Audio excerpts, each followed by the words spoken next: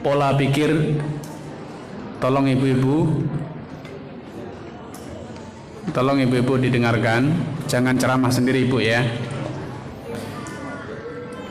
Setelah kita mendengar beberapa hal yang selama ini menjadi kendala untuk mempelajari tauhid sehingga tauhid itu terkesan susah, maka kita mulai masuk pada pembahasan inti kita, yaitu tentang tauhid.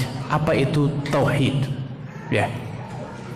Tauhid dalam bahasa Arab diambil dari kata wahada yuwahidu, yang artinya adalah menjadikan sesuatu itu hanya satu. Jadi kalau ada dua, misalnya dua beras di dua tempat kemudian dijadikan satu, digabungkan, baik ditumpahkan jadi satu kan, maka ini jadi tauhid, menyatukan dua kelompok, ya dua barisan, dua kelompok manusia ketika dijadikan satu barisan, itu namanya menjadikan wahada yuwahidu. Itu secara terminologi bahasa ya. Secara bahasa artinya adalah menjadikan sesuatu yang sebelumnya itu berjumlah lebih dari satu, kemudian menjadi satu. Itu secara bahasa. Namun arti ini tentu kalau kita korelasikan dengan tauhidullah, maka tentu tidak tepat. Perlu diluruskan, karena Allah itu esa, Allah itu satu, tunggal, bukan karena perbuatan manusia. Sebelum manusia ada, Allah itu esa, hanya ada satu. Allah satu bukan karena perbuatan manusia, tapi zatnya Allah memang satu, tunggal, hanya Dia yang berkuasa, hanya Dia yang layak disembah, hanya Allah yang layak ditakuti, layak dicintai, dan layak dijadikan sebagai tempat kita menggantungkan harapan, roja. Kita tidak menjadi pasukan Allah yang menundukkan semua raja, semua penguasa, semua yang kaya, tidak. Allah sejak zaman dahulu kala, sejak azal, sejak sebelum dunia ada, Allah lah yang maha kuasa, Allah lah yang maha indah, Allah yang maha mengetahui, Allah yang maha kuasa. Lalu di mana letak tauhid itu? Tauhid itu letaknya di hati kita. Tauhid itu letaknya di hati kita. Di hati kita ada berbagai alternatif tempat bergantung. Di dalam hati kita ada banyak yang kita takuti. Di dalam hati kita ada banyak yang kita cintai, bukankah demikian? Ketika kita dengan sengaja menghapuskan semuanya dan menyisakan satu, yaitu hanya Allah yang kita takuti, hanya Allah yang kita sembah, hanya Allah yang kita agungkan, hanya Allah yang kita harapkan, maka itulah tauhid, yaitu kita menjadikan Allah di dalam hati kita itu hanya satu, yaitu Allah. Tidak ada duanya, tidak ada sekutunya, tidak ada tandingannya. Artinya kita membersihkan jiwa kita sehingga di hati kita tidak lagi tersisa selain Allah Azza. Itulah tauhid. Tetapi secara zat Allah itu esa sebelum kita ada, sebelum dunia beserta isinya ada, bahkan sebelum ada makhluk sama sekali. Sebelum Allah menciptakan apapun, Allah itu esa. Allah lah yang satu-satunya maha mengetahui, satu-satunya maha menguasai, dan Allah layak, dan hanya Allah yang layak untuk diibadahi. Padahal Allah belum menciptakan siapapun. Karena semua itu mahabbah, khauf, roja, cinta, rasa takut, rasa mengagungkan, semua itu adalah zat yang menyatu dengan Allah, sifat-sifat yang menyatu dengan Allah Subhanahu wa taala. Tidak pernah ada sifat baru dalam diri Allah Subhanahu wa taala. Semua itu sudah ada pada diri Allah sebelum Allah melakukannya, memberikan rezeki kepada siapapun. Allah itu Razzaq. Sebelum Allah mengajarkan apapun kepada siapapun, Allah itu Al-Alim, maha mengetahui. Allah itu Al-Khaliq, sebagai pencipta, walaupun Allah belum menciptakan apapun, karena kemampuan Al-Khalq menciptakan itu ada pada diri Allah Subhanahu wa taala walaupun Allah belum menciptakan. Sehingga hakikat dari tauhid itu adalah apa yang kita lakukan dalam diri kita, bukan pada diri Allah Subhanahu wa ta'ala, karena wahdaniyatullah, keesaan Allah itu melekat dengan dirinya. Sedangkan tauhid kita, dalam diri kita banyak yang kita cintai. Cinta kepada harta, cinta kepada keluarga, anak istri, cinta kepada manusia, cinta kepada jabatan, cinta kepada macam-macam. Tatkala kita berhasil menggugurkan semua kecintaan, yang tersisa hanya Allah, itulah tauhid. Itu kita menjadikan Allah satu-satunya yang tersisa di hati kita. Apa yang tersisa? Cinta hanya kepada Allah, takut hanya kepada Allah, mengharap hanya kepada Allah, mengakui bahwa semua ini atas kuasa Allah. Itulah tauhid. Dan karena tauhid itu ada dalam hati kita, menjadikan Allah itu hanya satu, itu ada di hati kita. Sedangkan kita hidup bukan hanya sehari, bukan hanya hari ini, tapi seterusnya kita hidup. Maka tauhid itu juga harus kita jaga dalam hati kita, karena bisa jadi tanpa kita sadari di dalam diri kita muncul cinta kepada selain Allah, ada rasa takut kepada selain Allah. Ibrahim alaihissalam, beliau menikah dengan Sarah alaihissalam. Sekian lama telah bersuami dan beristri, tidak kunjung diberi anak. Maka Sarah yang sudah merasa dirinya sudah cukup umur, sudah tua, mulai merasa sadar bahwa Ibrahim sebagai seorang laki-laki mengharapkan punya anak keturunan. Itu natural, alami. Siapapun manusianya senang dan mengharap punya anak keturunan. Bahkan ada sebagian nabi yang sampai berdoa kepada Allah, Rabbi la tadharni fardan, ya Allah, jangan engkau biarkan aku hidup seorang diri, tidak punya anak keturunan. Ya, Ibrahim pun demikian. Maka Sarah mengizinkan Ibrahim suaminya alaihissalam untuk menikahi siapa? Budaknya, yaitu Hajar. Subhanallah, tidak selang berapa lama Hajar hamil, dan kemudian lahirlah anak. Alami penantian yang sekian lama. Seorang laki-laki yang sudah beristri sekian lama tidak punya anak, sekali menikah lagi langsung punya anak. Maka sudah bisa dibayangkan bagaimana dalam diri Nabi Ibrahim. Beliau manusia seperti kita. Mulai tumbuh ada cinta dalam dirinya kepada sang anak, cinta kepada istrinya. Padahal Allah Subhanahu wa taala telah mengangkat Ibrahim sebagai Khalil. Khalil itu adalah orang yang di dalam dirinya, di dalam jiwanya tidak lagi tersisa cinta kepada selain Allah Subhanahu wa taala. Hanya ada Allah. Khullah itu lebih tinggi derajatnya dibanding mahabbah. Cinta itu bisa ganda. Ya, cinta itu bisa ganda. Walaupun dalam prioritas yang berbeda. Ada yang lebih dicintai, ada yang paling dicintai, ada yang kurang dicintai. Semuanya dicintai. Tetapi kalau khullah tidak, khullah itu hanya satu. Karena khullah diambil dari kata khala yakhlu, kosong. Yang artinya di dalam dirinya sudah dikosongkan kecintaan kepada selain Allah. Maka Allah Subhanahu wa taala menguji, ingin agar cintanya Nabi Ibrahim tetap satu, itu hanya kepada Allah. Dalam diri Nabi Ibrahim kosong kecintaan kepada siapapun, termasuk kepada anaknya. Maka Allah uji setelah lahirlah Ismail. Allah uji, Allah perintahkan agar Ibrahim alaihissalam membawa pergi istrinya yang baru saja melahirkan beserta anaknya yang baru saja lahir. Siapa? Ismail. Dibawa kemana? Ke negeri yang tidak berpenghuni, Mekah. Negeri yang gersang, tidak ada sumber kehidupan di sana. Tidak ada sumber kehidupan di sana. Seperti yang Nabi Ibrahim katakan, Rabbi inni, ya Allah, inni taraktu la ilaha illallah.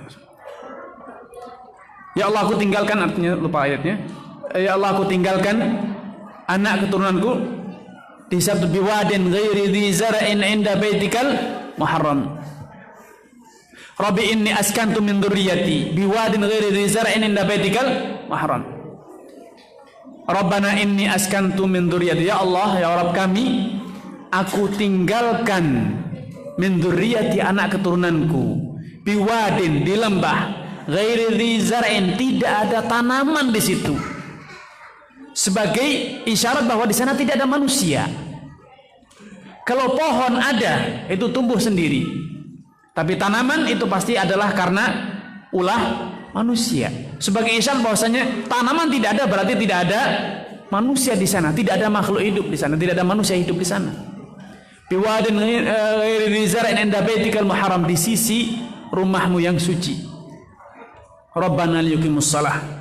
Ya Allah, agar mereka kelak menjadi generasi yang menegakkan sholat.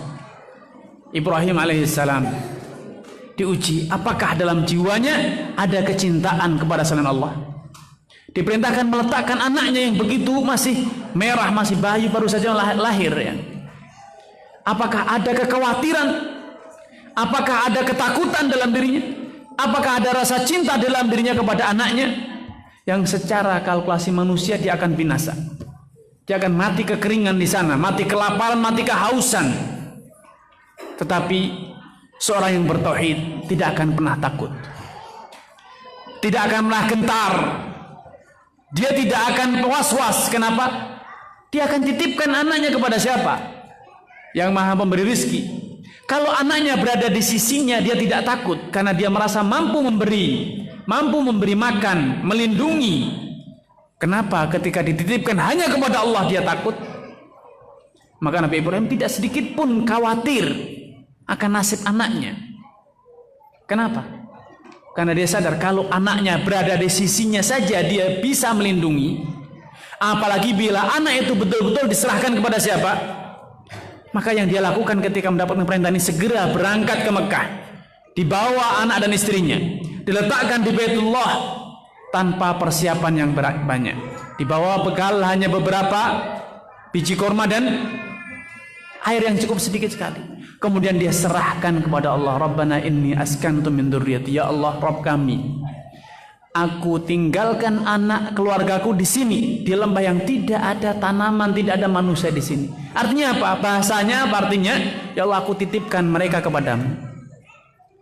Maka Hajar sebagai manusia pula, ketika Ibrahim sampai di Mekah, dia tanpa pesan langsung pergi.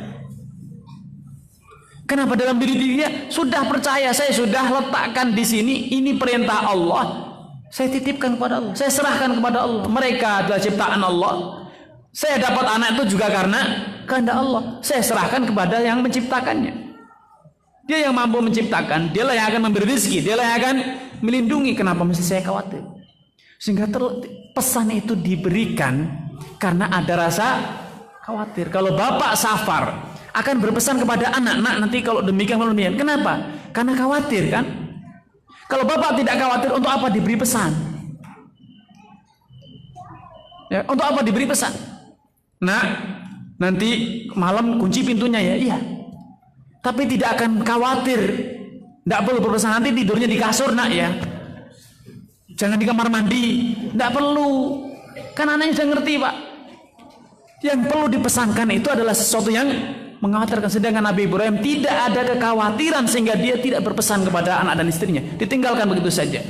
Tapi Hajar sebagai manusia yang kadar keimanannya tidak seperti Ibrahim, dia ingin tahu, ila man tatrukuna wa Ibrahim, kau pergi begitu saja tanpa pesan, terus kami ini di sini dengan siapa?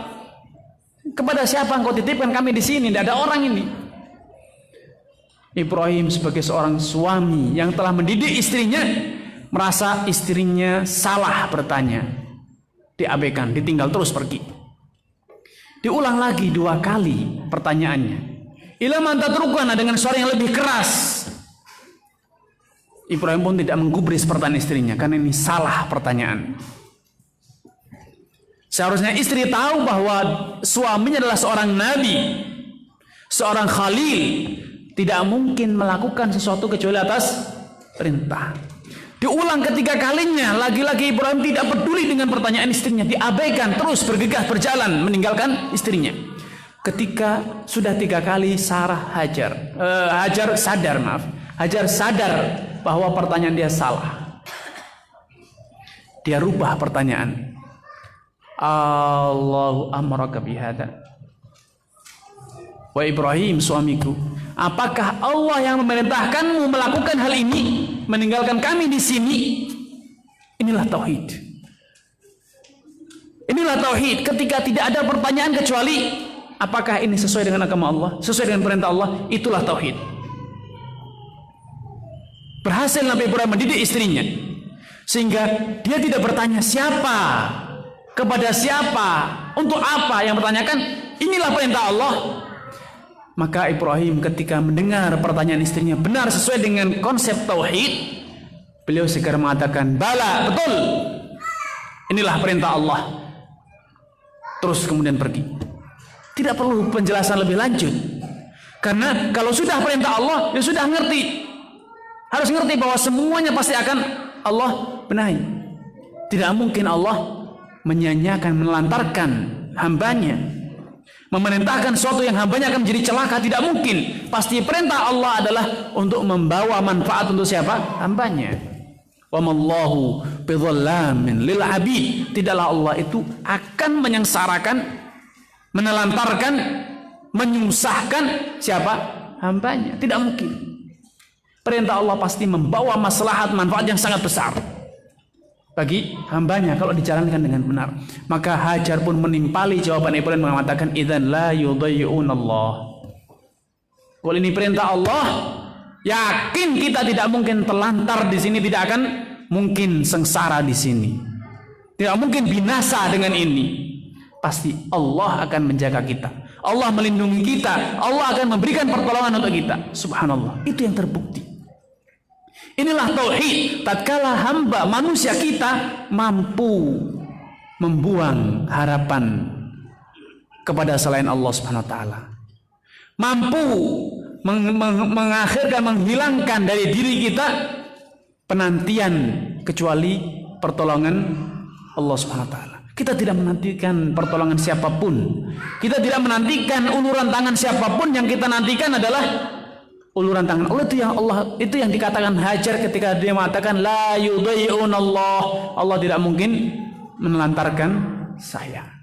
Ketika Hajar sudah mulai kehausan dan dia sudah tidak lagi bisa menyusui anaknya, tidak lagi keluar air susu, dia tinggalkan anaknya begitu saja di sisi Ka'bah tanpa ada yang menjaga. Dia tidak khawatir anaknya akan dimakan oleh burung, nasar ataupun yang lainnya.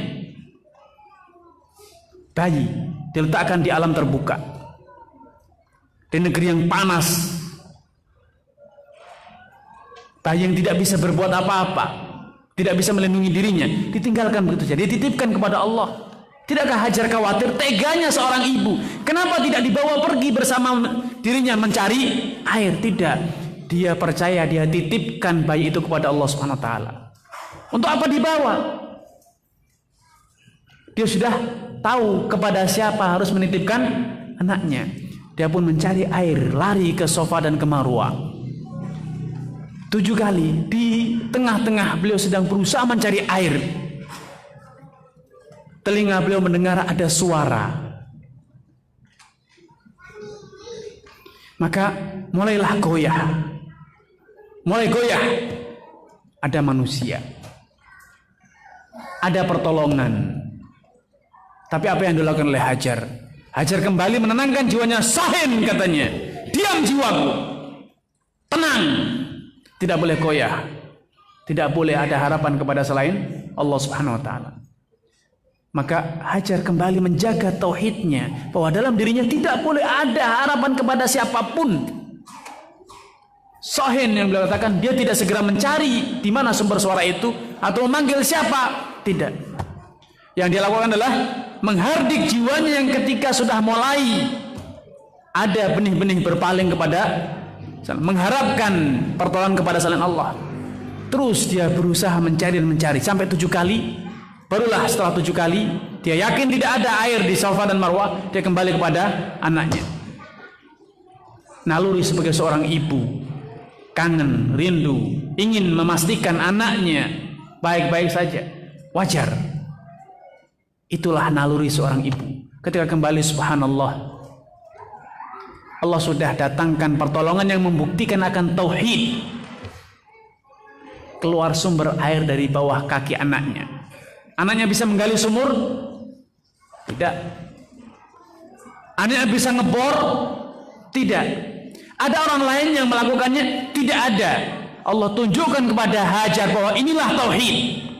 Bahwa sebagaimana kalian bertawakal hanya kepada Allah, sebagaimana kalian hanya berserah diri kepada Allah, sebagaimana kalian menitipkan anak ini hanya kepada Allah, Allah lah yang memberinya tanpa jasa atau peran siapapun. Itulah tauhid. Tatkala kita berhasil mengusir semua hal dari diri kita kecuali Allah, sehingga yang tersisa itu adalah Allah, itulah tauhid. Sehingga tauhid itu artinya apa?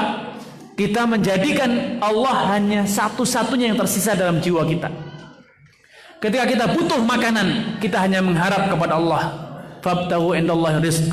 Mintalah rezeki dari Allah Subhanahu. Innal ladzina ta'buduna min dunillah la yamlikuna syai'an. Satunya yang kalian sembah, kalian harapkan, kalian pinta, kalian takuti, atau kalian cintai, tidak punya apapun. Yang punya hanya Allah Subhanahu wa taala. Itulah tauhid. Jadi tauhid itu bukan berarti menjadikan Allah yang semula punya tandingan, kita kalahkan tandingannya, kita perangi sehingga akhirnya tersisa hanya Allah. Bukan itu tauhid. Tauhid itu adalah yang kita lakukan dengan jiwa kita sendiri, karena secara zat Allah itu esa, tidak ada yang bisa menandingi. Itu yang Allah katakan, ana aghna syuraka anis syirk. Aku tidak butuh kepada sekutu. Tidak ada yang bisa menjadi sekutuku, tidak ada yang mampu menjadi tandinganku. Man asyraka ma'iya ghairi taraktuhu wa syirkah. Siapapun yang ketika beramal di dalam dirinya ada tujuan-tujuan lain selain aku, maka akan aku tinggalkan dia. Itulah tauhid. Ketika dalam diri kita tidak ada kepentingan, tidak ada rasa takut, tidak ada motivasi, tidak ada harapan kecuali dari Allah, itulah tauhid. Sehingga seperti yang saya katakan di atas, tauhid itu adalah mengesahkan Allah dengan semua aktivitas kita. Wahada yuwahidu ay ja'alahu wahidan. Kemudian secara tinjauan syar'i, katanya tauhid itu ifradullah, mengesahkan Allah dengan apa? Ar-rububiyah. Apa itu arti rububiyah? Mengakui bahwa hanya Allah yang menciptakan, hanya Allah yang mengatur, yang memberi rizki, yang menghidupkan dan mematikan. Artinya semua perbuatan Allah kita akui hanya Dia yang kuasa melakukannya. Mengakui bahwa apapun yang terjadi itu terjadi atas kehendak Allah, terjadi atas perintah Allah, itu ciptaan Allah, Allah yang memberi, Allah yang memiliki, dan hanya Dia yang bisa melakukannya tanpa ada yang bisa menandinginya, tanpa ada yang bisa menolaknya. Itulah arti dari tauhid rububiyah. Sehingga dengan tauhid rububiyah ini kita akan menisbatkan segala sesuatu kepada Allah. Kita tidak perlu mencari kambing hitam. Ketika antum ditabrak orang jeder, tidak marah. Kenapa? Innalillahi wa inna ilaihi raji'un. Qaddarallahu wa ma syaa fa'al. Innalillah, kita semua adalah milik Allah. Apapun di dunia ini semuanya milik Allah Subhanahu wa taala. Dan kita akan kembali ke sana. Qaddarallah, Allah sudah takdirkan. Wa ma syaa, dan apapun yang Allah kehendaki pasti terjadi. Kalaupun dia itu sudah berusaha untuk tidak nabrak, tetap nabrak karena Allah sudah kehendaki, dan terjadi itu bukti nyata bahwa Allah menghendakinya. Untuk apa marah? Karena Allah sudah mengatakan, wa ma asabakum min musibatin fabima kasabat aydikum. Musibah apapun yang menimpa kalian itu karena dosamu sendiri. karena dosamu sendiri, sehingga kita tidak perlu marah. Ini adalah teguran Allah. Ini adalah hukuman Allah atas dosa kita. Ya, andai ada orang sengaja ingin nabrak kita, kalau Allah tidak kehendaki tidak akan bisa nabrak. Itu tauhid. Tauhid rububiyah itu artinya kita tidak perlu marah mencari kambing hitam orang. Karena apapun yang terjadi itu terjadi atas kehendak Allah, dan kalau itu menyakitkan, merugikan, maka percayalah itu terjadi gara-gara dosa kita. Gara-gara dosa kita. Andai Allah itu bersama kita, andai Allah melindungi kita, andai kita itu dicintai Allah, maka tidak akan ada yang bisa nabrak. Walaupun seluruh kendaraan sengaja ingin nabrak kita, tidak akan bisa nabrak. Itu tauhid yang diajarkan Nabi SAW kepada Abdullah ibni Abbas. Wa'lam anna ma asabaka lam yakun liyukhti'ak. Apapun yang, ketahuilah Ibnu Abbas, yakinlah bahwa apapun yang menimpa kamu tidak mungkin bisa kau hindarkan. Dan apapun wa ma akhba'ak, apapun yang luput dari kamu tidak mungkin bisa menimpa kamu. Jadi untuk apa marah? Orang yang tauhidnya sempurna, dia tidak akan marah gara-gara dirugikan, gara-gara disakiti. Justru ketika dia rugi, dia sakit, dia susah, yang dia lakukan adalah beristighfar. Kenapa? Karena itu terjadi pasti karena dosa kita sendiri, bukan dosa orang. Kita tidak akan dibebani oleh Allah Subhanahu wa taala untuk menanggung dosa orang lain. Kita tidak akan ditimpa musibah gara-gara perbuatan orang lain. Kalau sampai kita ditimpa, itu pasti kontribusi kita dalam musibah tersebut, dalam dosa tersebut. Kita pasti punya andil dalam dosa tersebut, baik dengan ikut melakukannya ataupun membiarkannya dan tidak mengingkarinya. Andai kita mengingkarinya, Allah pasti akan selamatkan. Allah pasti akan lindungi. Andai kita sudah berusaha sekuat tenaga untuk mengingkari yang mungkar, dan kemudian Allah timpakan musibah, bencana sebagai balasan atas dosa dan maksiat hambanya, Allah pasti akan selamatkan kita, Allah akan lindungi kita. Tapi ketika kita masih terkena juga, maka itu bukti bahwa kita ikut andil dalam dosa tersebut. Sehingga untuk apa marah? Melemparkan tanggung jawab kepada orang lain. Yang terjadi itu pasti karena dosa kita. Dan kalaupun Allah Subhanahu wa taala menimpakan kesusahan bukan melalui jalur sesama manusia. Tidak ada yang manusia yang andil di sini. Ya, kehujanan bukan manusia. Ya. Kemudian misalnya kita terantuk batu, tersandung, bukan karena manusia. Tidak ada yang mengantukkan kita, ya, tiba-tiba kesandung sendiri, jatuh sendiri, tiba-tiba sakit sendiri, tidak ada yang menyakiti. Maka kita pun bersabar, itu pasti cara Allah untuk membersihkan dosa saya. Untuk apa saya berkeluh kesah? Aduh, pusing kepala, demam, susah, sudah ini dan itu. Untuk apa mengeluh? Meyakini bahwa ini Allah timpakan kepada saya pasti karena dosa saya. Dan itu yang Allah isyaratkan di atas. Wa ma asabakum min musibatin, musibah apapun yang menimpa kalian itu karena fabima kasabat, itu karena dosa kalian sendiri. Itulah namanya tauhid rububiyah. Sehingga selama dalam hidup kita masih ada banyak kambing hitam, ini gara-gara. Ketika kita tersandung, ini gara-gara negara tidak bangun jalan yang baik. Jalan sudah rusak, tidak dibenahi, tidak ditambal, anggarannya ditelan sendiri, dikorupsi. Itu berarti kan mengkambing hitamkan. Itu cermin kita belum bertauhid rububiyah yang sempurna. Itu cermin belum bertauhid rububiyah yang sempurna. Karena di mata kita masih banyak pelaku, banyak oknum yang berbuat. Sedangkan tauhid rububiyah itu mengharuskan di dalam diri kita tidak ada yang berbuat kecuali Allah Subhanahu wa taala. Kalaupun dia korupsi dana itu sehingga jalan tidak dibangun, bolong, itu karena dosa kita juga. Itu juga karena dosa kita. Sehingga kita susah berjalan. Allah ingin menghapuskan dosa kita dengan apa? Dengan menimpakan jalan berlubang, akhirnya kita tercebur, kita terkantung, jatuh. Itu adalah cara Allah SWT menghapuskan dosa kita.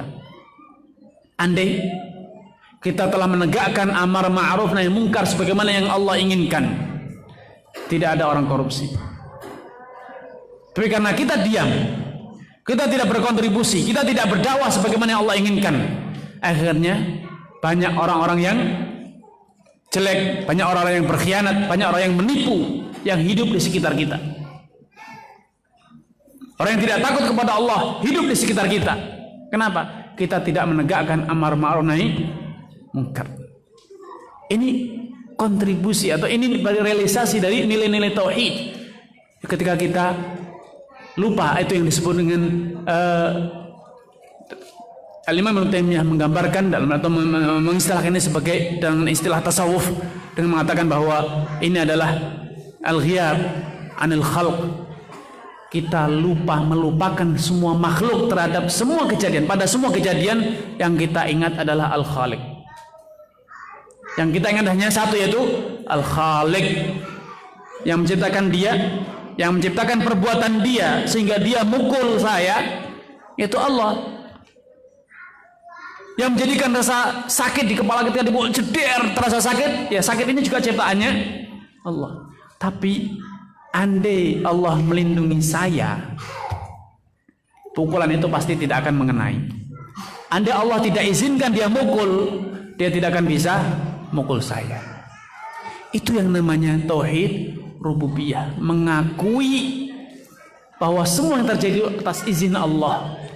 Semua yang dilakukan oleh apapun, makhluk apapun dunia ini, sampai pun berkaitan dengan alam semesta, banjir, hujan dan lain sebagainya, itu semuanya adalah ciptaan Allah. Wallahu khalaqakum wa ma ta'malun. Allah menciptakan kalian beserta semua yang kalian lakukan, itu adalah makhluknya Allah, ciptaannya Allah. Itu tauhid rububiyah. Sehingga kalau nanti pulang ke rumah, sampai di rumah ternyata masakannya gosong oleh istri. Bu, lapar ya Allah, kok gosong bu? Pak, sudah ngaji tauhid pak. Ibu tadi sudah berusaha masak yang baik, tidak tiap hari kosong kok. Tapi subhanallah, qadarallah, kok lupa sehingga gosong. Ya sudah, sabar pak, diterima. Mari kita bersama katakan qadarallahu wa ma syaa fa'al. Ini takdir Allah pak. Iya, tauhid. Ketika pulang ke rumah kata ibu, Pak, tadi kan sudah dibilang di rumah tidak ada masakan. Kita itu sudah harusnya beli makanan di luar, sampai rumah tinggal makan. Bu, qadarallah, saya lupa. Takdir. Jangan salahkan bapak lagi. Tadi sudah iya, tapi kepikiran yang lain akhirnya lupa. Yang menjadikan kita lupa itu siapa? Allah. Terima apa adanya, lapang dada.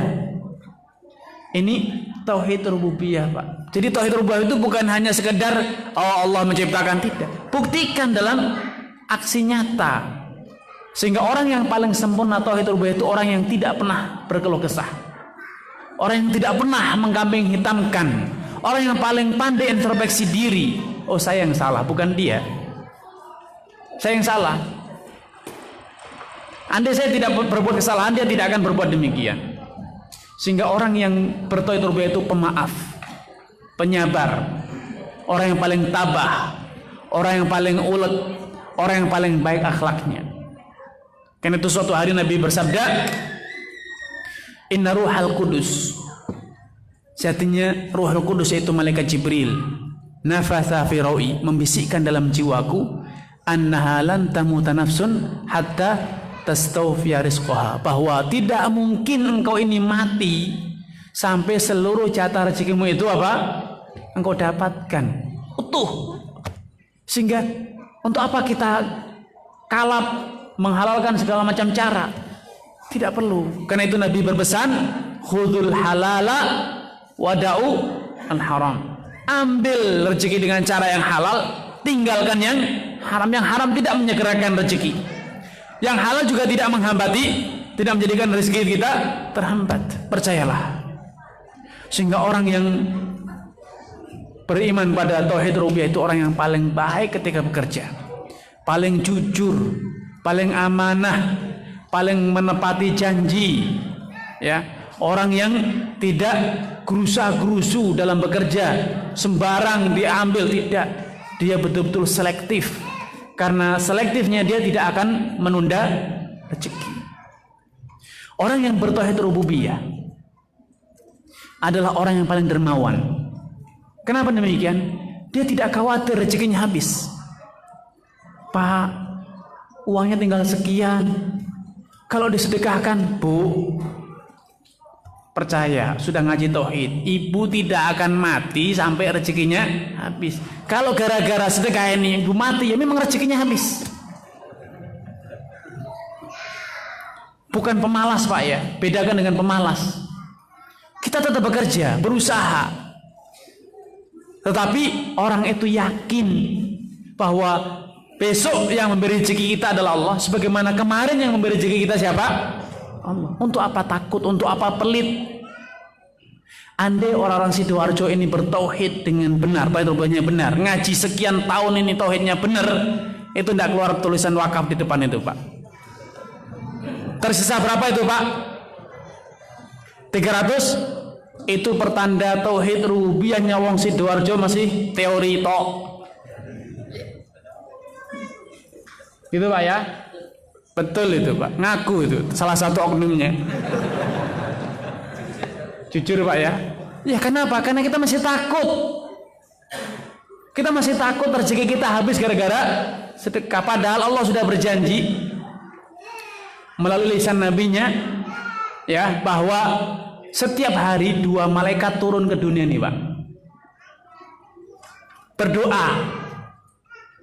Allahumma ati munfiqan khalafan, ya Allah, orang yang berinfak tuh beri gantinya, beri gantinya. Dan orang yang tidak berinfak itu timpakan kebinasaan, hancurkan rezekinya. Itu doanya malaikat. Nabi juga bersabda, mana qasal shadaqatul min mal.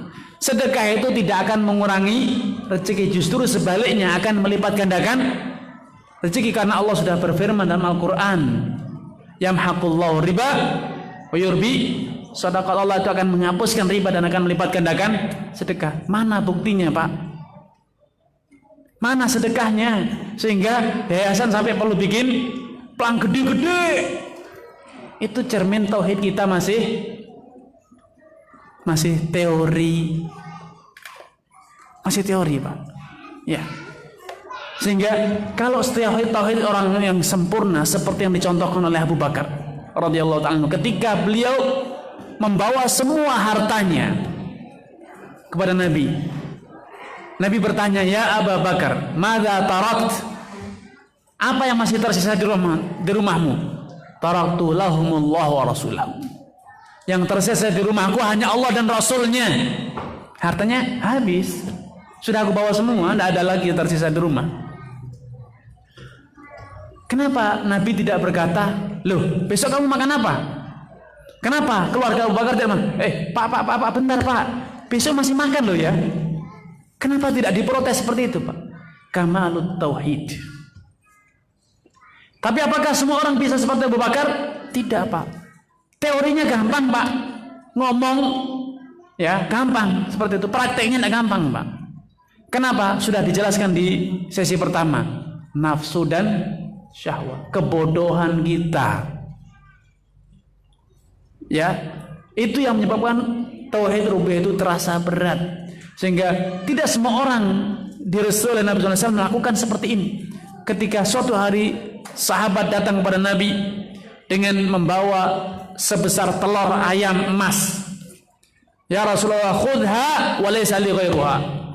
Ya Rasulullah, ambil emas ini dan ketahuilah aku tidak punya harta selain ini. Hanya ini hartaku. Maka Nabi tidak menerimanya. Nabi murka, memalingkan wajah sebagai pertanda bahwa beliau murka kepada orang ini. Laki ini belum begitu paham. Kembali lagi beliau mendekat menghadap kepada Nabi, ya Rasulullah, khudha wa laysa li ghairuha. Ambil ini sedekahku, aku tidak punya yang lain. Kemudian ketiga kali Nabi berpaling lagi, ketiga kalinya lagi-lagi lelaki itu mengatakan hal yang sama. Akhirnya Nabi murka dan diambil emas itu dan dilemparkan ke orangnya. Ada yang mengenai dia bisa buta. Karena dilemparkan ke wajahnya dan alhamdulillah tidak kena. Kemudian Nabi bersabda, yang baliku ahadukum bijimi'i mali. Salah seorang dari kalian datang dengan membawa seluruh hartanya. Kemudian dia akan duduk yatakafafun nas. Setelah semua hartanya dikasihkan, dia apa? Giliran habis hartanya dia minta-minta kepada orang lain. Sederhana, menginfakkan semua harta itu gampang, Pak. Tapi menjaga tauhid di dalam hati itu yang susah. Menjaga tauhid di dalam hati kita agar tetap walaupun tidak punya, ya percaya Allah pasti memberi. Terus berusaha bekerja. Abu Sa'id Al-Khudri radhiyallahu ta'ala anhu, seorang bujangan yang baru saja menikah.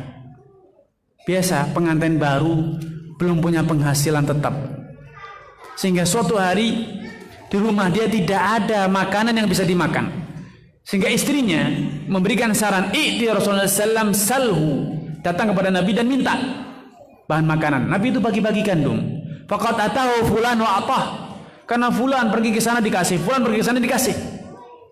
Maka Abu Sa'id berkata, "Wallahi la ati hatta la ajida syai'an." Sungguh demi Allah, aku tidak akan datang kepada Nabi minta sampai betul-betul aku memastikan di rumah ini tidak ada yang bisa kita makan. Setelah beliau pastikan tidak ada, baru beliau datang kepada Nabi. Subhanallah, setibanya di masjid, beliau mendapatkan Nabi sedang berkhutbah, sedang berceramah.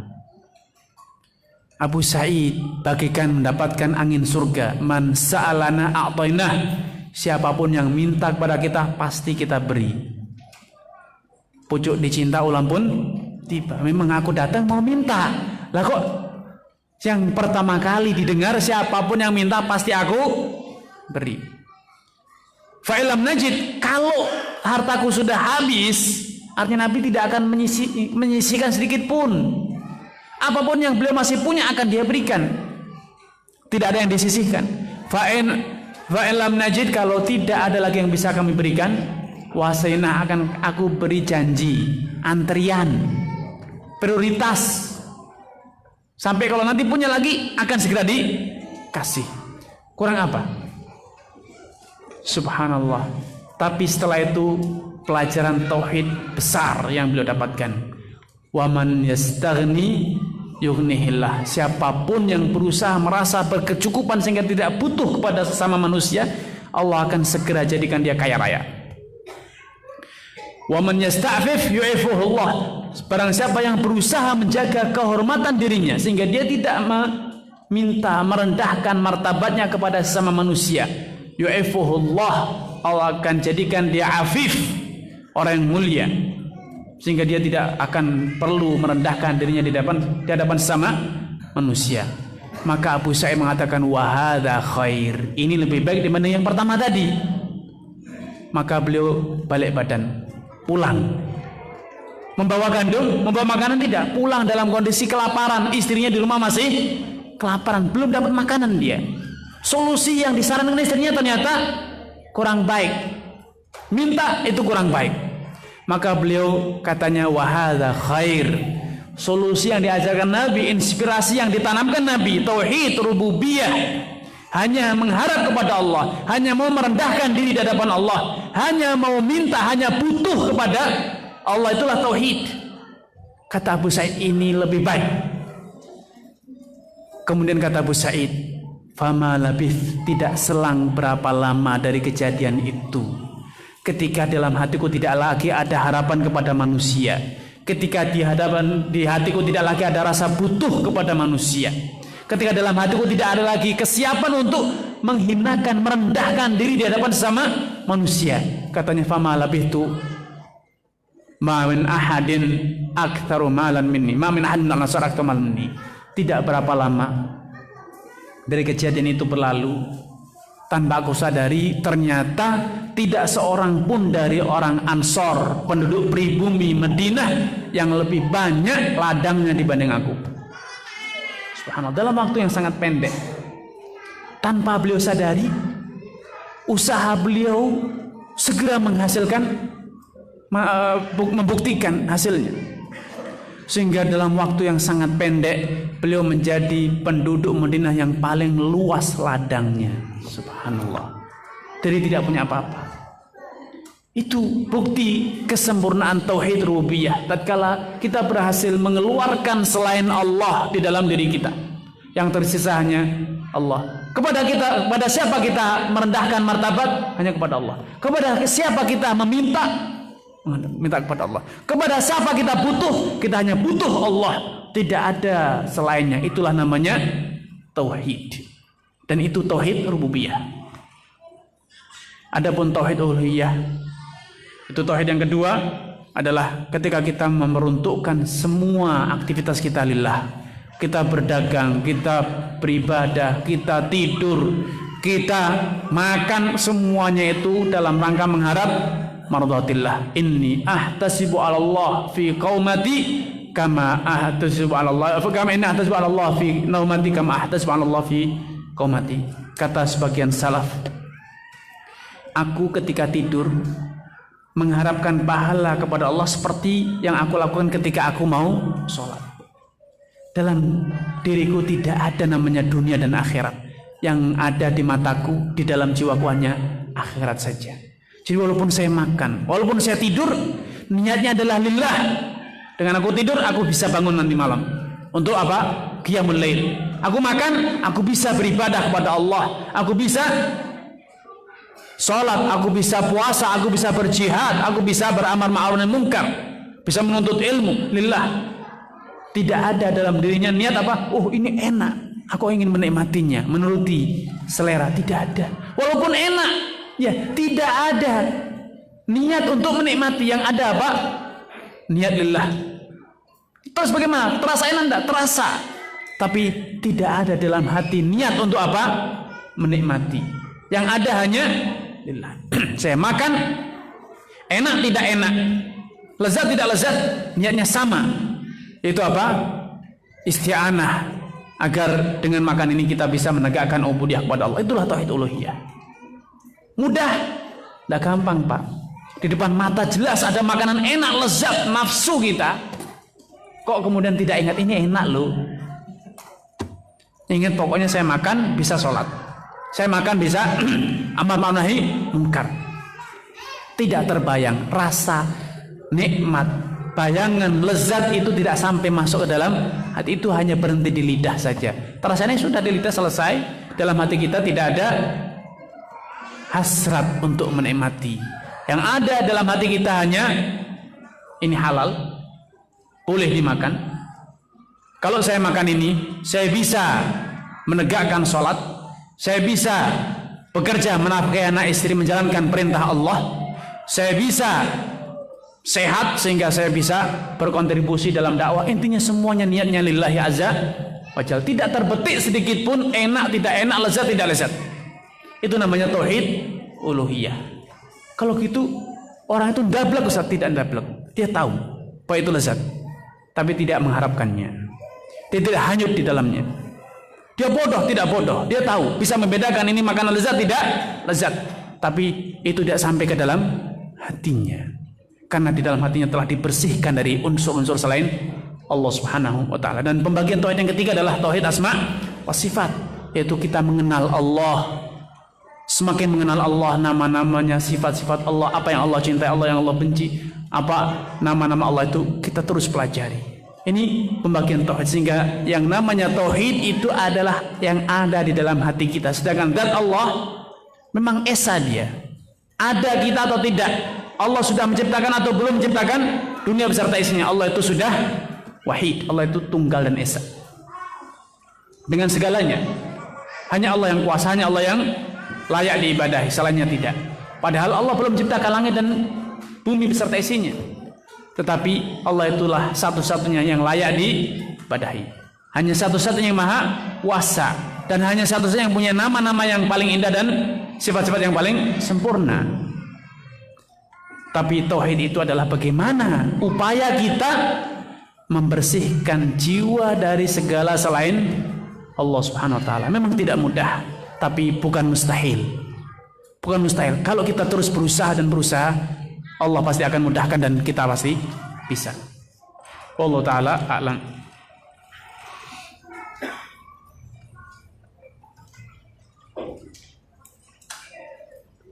Mana yang lebih dahulu dipahami nama-nama Allah atau mensyukuri ciptaan Allah dengan banyak beribadah? Ini bagian dari kegagalan memahami tauhid. Memahami nama dan sifat Allah itu adalah tauhid. Mensyukuri rezeki Allah itu adalah tauhid. Kenapa mesti dibuat dikotomi? Mana yang lebih dahulu? Semuanya harus dilakukan secara bersamaan. Ya, di saat yang sama kita harus mengenal nama Allah, di saat yang sama kita harus mensyukuri, di saat yang sama kita harus membuang semua ketergantungan hubungan di dalam diri kita kepada selain Allah Subhanahu wa taala. Bagaimana caranya menyikapi hati yang terkadang bisa mengikhlaskan, kadang juga ada rasa kecewa terhadap semua terjadi dalam kehidupan ini? Ya, harus berusaha terus. Harus berusaha dijaga terus, karena hati manusia itu yataqallab, berbolak dan berbalik.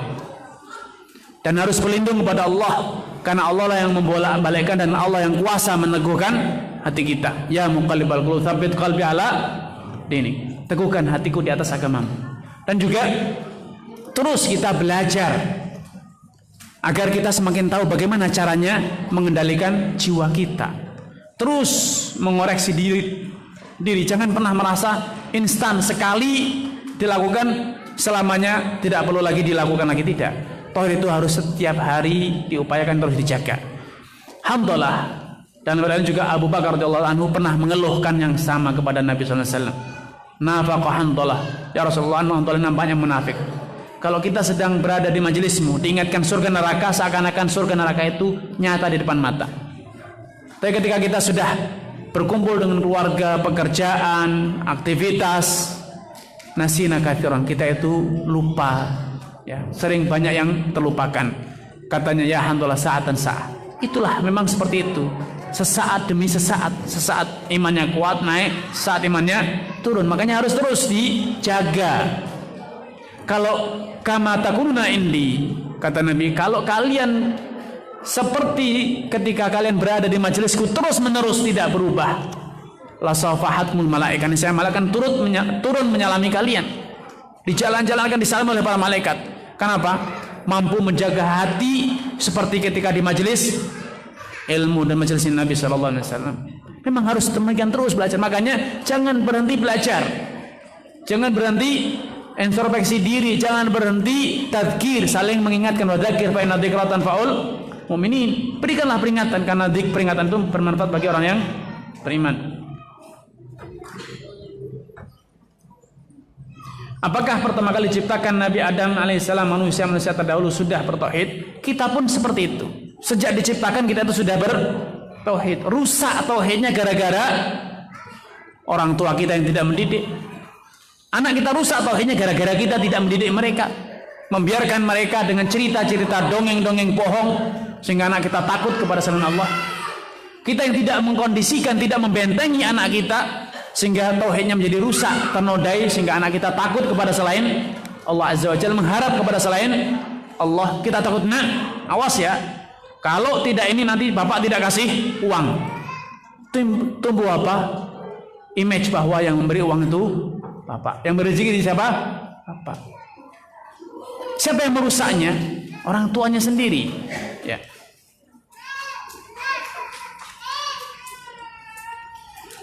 Apa ciri orang yang berbahagia saat dia sedang beribadah dengan Allah Ta'ala? Dalam pepatah dikatakan, laisal khabaru kal mu'ayyanah. Cerita tidak akan bisa mewakili pengalaman langsung. Jadi bahagia itu tidak bisa diceritakan, Pak, tapi hanya bisa dirasakan. Orang bahagia, antum tanya deh. Coba orang baru nikah itu antum tanya. Coba antum deskripsikan rasa bahagiamu saat ini ketika nikah.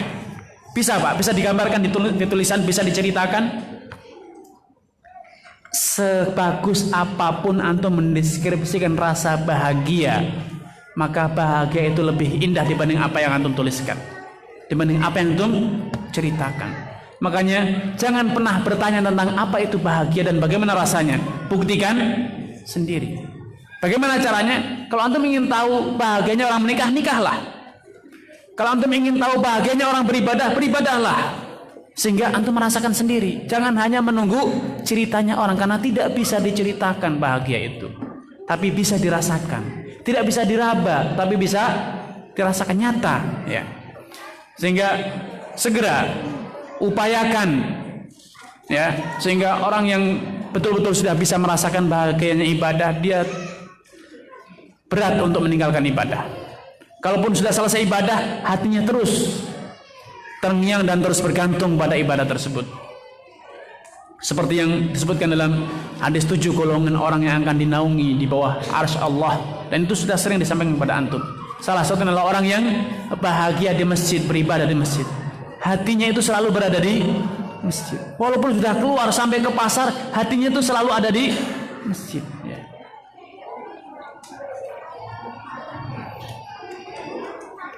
Bagaimana cara mengenalkan tauhid pada anak kita yang mudah dipahami anak? Ya, terima kasih. Ya. Faqidu syai' la yu'ti. Orang yang tidak paham tidak akan bisa memahamkan. Orang yang tidak punya tidak akan bisa memberi. Cara pertama agar kita bisa mengajarkan tauhid pada anak, ya belajar tauhid dulu. Agar kita bisa mengajarkan. Pahami tauhid dulu, baru kita bisa memahamkan kepada anak. Dan kalau kita melakukan, bagaimana caranya agar mudah? Ya. Pahami tauhid dulu dengan mudah bagi antum. Bagaimana caranya mudah? Pembiasaan. Orang itu kalau masih sebatas teori, hadir di majelis, itu tidak akan pernah mengatakan oh mudah. Tapi kalau sudah praktek, ya, maka semuanya akan jadi mudah. Setiap hari terus praktek, maka akan mudah. Orang nyopir itu, Pak, kalau teori susah. Walaupun dibilang jangan takut, tenang, konsentrasi, tetap gugup gitu kan, Pak, ya. Ya, gupuh, nginjak gas saja langsung loncat mobilnya. Pak, pelan-pelan, Pak, ya. Pak, sudah pelan, Pak. Kok bisa pelan, nyetir mobilnya loncat, kok bisa pelan? Direm, Pak. Nyatanya masih minjak gas, bilangnya ngerem. Ini sudah diinjak remnya. Oh iya, gas, afan. Itu gara-gara antum cuma ngaji kok enggak pernah praktek. Tapi kalau antum tuh latihan tauhid, setiap antum jatuh di got, aduh, Pak, tauhid, Pak. Sampai rumah, ya, sampai rumah pulang kerja, masakannya belum mateng, mau ngomel, Pak, tauhid, Pak. Ini takdir. Latihan mengatakan qadarallahu wa ma. Bu, tadi pulang dari kantor tuh pengen, sudah membayangin tadi pagi belanja daging itu, bayanginnya apa? Gulai enak. Lah kok malah masak tempe? Kemana dagingnya nih, Pak? Pak, tauhid, Pak. Qadarallahu wa ma syaa. Hari ini memang ditakdirkan makan tempe bukan daging. Kenapa enggak dimasak dagingnya, Bu? Besok. Tauhid. Takdir, ya. Kita sudah berusaha membayangkan, menghayalkan akan makan daging hari ini. Ternyata istri masih punya simpanan tempe yang kemarin. Pak, daripada tempenya busuk dimasak dulu, dagingnya dimasukin freezer. Tauhid. Tidak perlu ngeluh, tidak perlu kecewa. Alhamdulillah. Dagingnya masih tersimpan, bisa dimakan besok.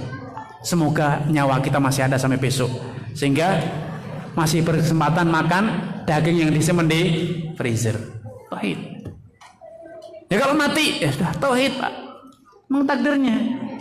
Di catatan rezeki Bapak sudah tidak ada daftar daging. Sehingga walaupun sudah beli, sudah bilang, Bu, nanti masak dagingnya, ternyata malaikat melihat daftar rezeki Bapak tidak ada dagingnya, maka istrinya dikondisikan biar tidak masak daging, karena daging itu ternyata masuk daftar rezekinya anak Bapak, tapi tidak masuk di daftar rezekinya apa. Ya sudah, ridho. Untuk apa marah-marah? Untuk apa kecewa? Ini adalah terus demikian membiasakan ini. Nah, kalau sudah biasa nyopir itu tidak usah ngeliat-ngeliat, Pak, sambil teleponan, sambil ngaji, sambil makan, minum tangan, ya, tangan sambil minum, sambil pegang minum pun bisa nyopir tangan satu, Pak. Tapi yuk Kalau waktu belajar, tangan dua pun gemeteran Pak ya. Masih nabrak sana, nabrak sini. Kenapa? Karena tidak pernah latihan. Baru teori. Walaupun yang ngajari teori nyopir itu adalah pembalap paling hebat di dunia ini, kemudian Bapak dikasih, apa yang terjadi? Nabrak. Sampai Bapak latihan terus menerus, sehingga nanti kalau marah-marah jawabannya Bu, tauhid Bu.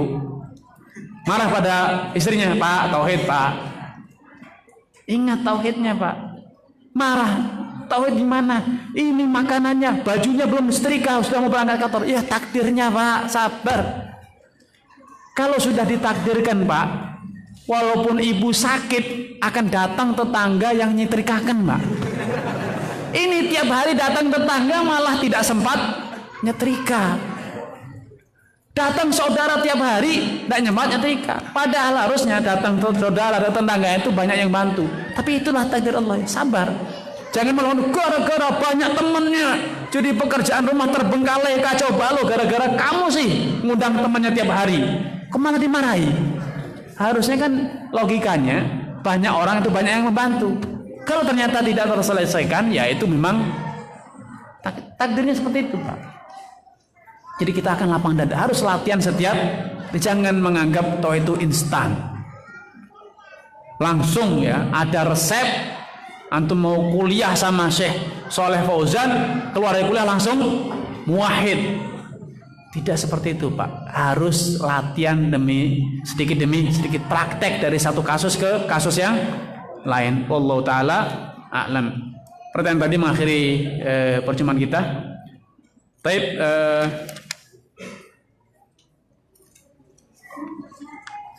ini ada pertanyaan.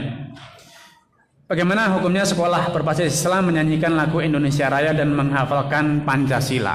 Ya, mengantum orang mana? Indonesia kan? Ya sudah. Kalau orang Indonesia ya harus tahu apa itu Pancasila. Kalau tidak tahu berarti kan antum tidak tahu. Kalau antum misalnya Sidoarjo, ada yang tanya, Pak, stasiun Sidoarjo mana? Udah ngerti saya. Bentar Pak, Bapak itu orang Sidoarjo asli. Iya, lahir di sini. Sudah umur 50 tahun, stasiun Sidoarjo tidak ngerti. Masih ada orang percaya bahwa itu Bapak orang Sidoarjo? Tidak ngerti stasiun, alun-alun tidak ngerti juga? Tidak ngerti Pak. Apa kok usah ngaku orang Sidoarjo? Pancasila itu cuma 5 Pak, gampang dihafalkan. Tidak usah dihafalkan, hafal sendiri. Iya Pak ya. Bapak pernah didikte sama bapak ibunya ngapalin jalan-jalan? Ngapalin alun-alun? Stasiun di mana? Otomatis Pak. Harus tahu. Apapun yang ada di alun-alun. Di alun-alun itu banyak orang telanjang Ustaz. Tapi kan Bapak tahu juga kan? Tahu juga kan di alun-alun itu? Tetap kalau saya tanya, kemana alun-alun, Bapak bisa menjelaskan dengan baik. Itu harus seperti itu Pak. Di Indonesia ada berapa agama? Bapak bisa menjelaskan fasih. Ada Hindu, Buddha. Bapak orang Hindu? Enggak. Enggak, saya bukan orang Hindu, Muslim saya. Loh, kok bisa tahu ada di Indonesia ada Hindu? Kalau ditanya di sini, gereja terdekat Bapak dengan fasih menunjukkan, kan gitu. Apa Bapak kerjanya tiap hari ke gereja? Ini pola pikir. Pola pikir ya. Hudzaifah bin Yaman radhiyallahu ta'ala anhu pernah bertanya dan menyampaikan tentang mindset pola pikir beliau. Kan nas yas'aluna Rasulullah SAW anil khair. Dahulu orang itu hanya belajar kepada Nabi tentang yang baik-baik saja. Wa kuntu as'aluhu anis syarr. Kalau aku tidak, aku tuh lebih sering bertanya tentang yang jelek-jelek. Makhafat an yudrikani, agar aku tidak terjerumus ke dalam yang jelek itu. Sehingga kalau di Sidoarjo orang bertanya di sini pasar di mana? Karena mau belanja. Sekolah di mana? Karena mau masukkan anaknya. Di sini masjid mana? Karena mau sholat. Ada orang yang bertanya, Pak, di sini tempat buang sampah di mana, Pak? Di sini lubang-lubangnya di mana, Pak? Kemacetan di mana? Itu bagus. Sehingga antum tidak terjebak macet. Punya jalan-jalan yang alternatif. Sehingga kalau kita warga Indonesia, ya apa yang di Indonesia ini kita harus tahu, peduli. Yang baik kita tahu agar kita bisa ikut kontribusi dengan yang baik. Yang buruk kita pun tahu agar kita tidak terjerumus di dalamnya. Itu pola pikir yang benar. Nah, kalau kita warga Indonesia, ini negara kita. Kita harus tahu negara kita ini senya apa, sehingga yang baik bisa kita ikut berkontribusi memperbanyak, mensukseskannya. Kalau yang buruk bagaimana kita berkontribusi untuk membenahinya. Ya, adapun masalah menyanyikan Indonesia Raya, maka selama tidak ada diiringi dengan musik, ada apa? Kenapa dikhawatirkan? Tidak masalah. Kita tidak sedang beribadah dengan nyanyian tersebut. Itu bagaikan orang membaca syair, membaca pantun atau yang lainnya. Dan dalam redaksi nyanyian Indonesia tidak ada hal yang perlu dirisaukan. Kenapa? Semuanya kontennya baik-baik, betul, sesuai dengan fakta. Tanah air kita, tumpah darah kita, emang lahir tanpa darah. Siapa dari kita yang lahir tanpa keluar darah di sini? Memang keluar dari batu. Ibu kita ketika lahir melahirkan kita itu berdarah-darah, ditumpah air kita di tanah air kita di sini, tumpah darah kita di sini. Ya, tidak ada yang perlu diresahkan. Tidak masalah kita menyanyikan lagu Indonesia Raya dalam acara formal ataupun tidak. Itu bukan baca sholawat yang kita mengharapkan pahala. Itu bukan Al-Quran yang kita baca itu nanti kita dapat surga. Tidak. Itu adalah pengakuan akan negara ini. Itu adalah deklarisasi kita bahwa kita warga negara Indonesia. Ini negara kita yang harus kita pertahankan. Negara ini, kalau antum baca sejarahnya, kenapa lagu Indonesia Raya ada? Itu adalah bentuk perjuangan melawan siapa? Penjajah. Negara ini dimerdekakan oleh siapa? Oleh orang-orang yang berjihad. Dan itu lagu itu adalah inspirasi untuk membangkitkan patriotisme, membela negara ini agar tidak terulang sejarah kelam dijajah oleh Belanda ataupun negara yang lain. Sehingga insya Allah tidak masalah kalau lembaga pendidikan yang itu asalkan tidak usah pakai musiknya saja.